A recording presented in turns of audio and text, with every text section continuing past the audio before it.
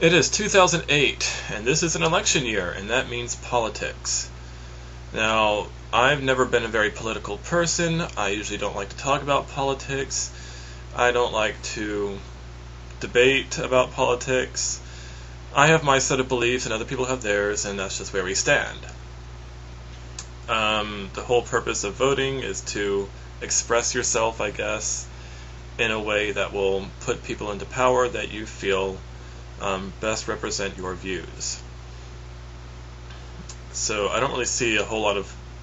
I guess there is a point in debating politics, but I just don't like to get into it.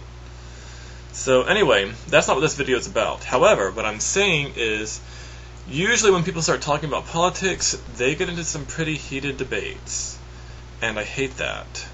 Because, I mean, one person believes one way about politics, and another person believes another way about politics. And politics might be the only thing that they have that's different, but that is the one thing that they'll find to fight about. And that's so stupid.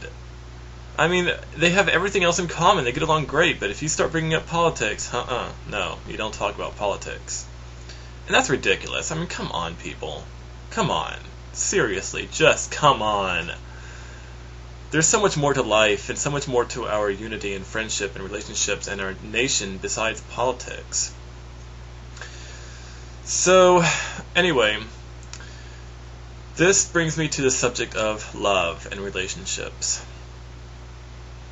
A lot of things do, actually, but anyway, I'm going to talk about this. I don't understand why it is bad to talk negatively of black people and call them the N-word, and why it is bad to talk negatively of Jews and be anti-Semitic and talk negatively of, other races, but it is okay to watch sitcoms that make fun of fat people or make fun of retarded people, and it's okay to make fun of the gay stereotype, and it's okay to make fun of white trash, and it's okay to make fun of people who have other differences that make us different from each other.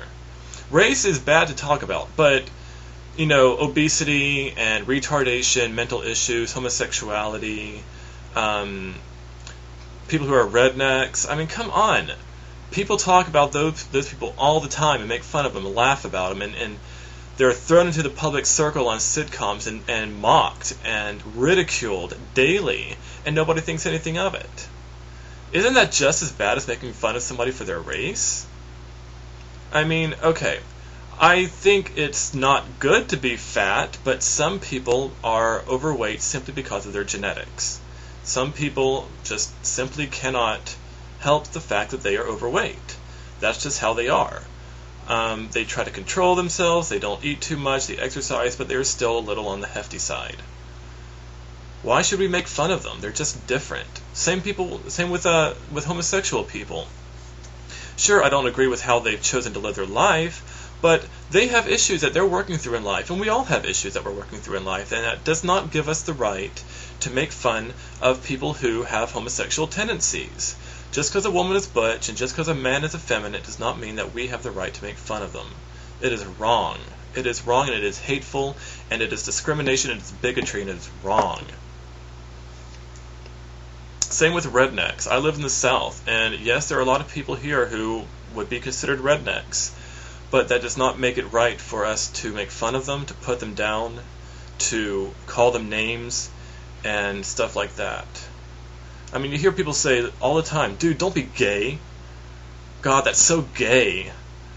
What a redneck. Do you see what I'm saying? These are hate-filled remarks. Now, if you don't really care about people, if you don't really love people, you don't really care about the world, and all you care about is yourself, and you don't have any higher standard or authority to answer to, then I can understand where you're coming from. But for people who are Christians, who claim to know the love of Christ, you have no excuse telling somebody, dude, don't be gay. Dude, that's so gay. You look like a redneck. Or making fun of rednecks, or making fun of black people, or making fun of fat people, or making fun of Hispanics because of their job situations, or whatever. We have no right to make fun of people for any reason, especially if it's for something that they cannot control. You cannot control your economic situation a lot of times. You are where you are and you make the best of it. You try to progress forward, but it takes time, and so people have no right to make fun of you for that. We have no right to make fun of people who live in trailer parks. That's where they are in life. They're doing what they can. We're not all rich white trash, alright? So what I'm saying is, you have to see that hate-filled, bigoted remarks about people go beyond just race. People make fun of people all the time for their weight and for their appearance and for their job status, for their economic status. And these are things that these people can't help. They can't help being like that. But we can control our tongues. We can control what we approve of and the kind of relations that we have. We can control that. We can start enjoying and sharing love with people by stopping the hateful, bigoted remarks. And see, I come from not entirely, but predominantly conservative Republican family background. I don't consider myself a Republican, and so I don't agree with everything that my relatives and family say about politics. But my biggest issue is Republicans who make fun of Democrats and put them down and say the nastiest, most horrible things about liberal people. And you liberal people out there do the same thing to conservatives, especially now that it's election season and everybody's putting down everybody. That doesn't make it right. It is still wrong. And if we are to be one nation, unified, under whoever, if we are to be unified, making fun of people and putting down people because of their political standings and beliefs and ideas and ideologies and ethics, that's not going to get us anywhere. That's not going to unify us. That's only going to cause division and strife, and we will crumble. So cut it out, alright? Stop it. Just, if you really want to say, let's all come together, let's all show tolerance and love for each other, you really need to show love and tolerance for the people that you disagree with, too. Not just for the people that you see eye to eye with.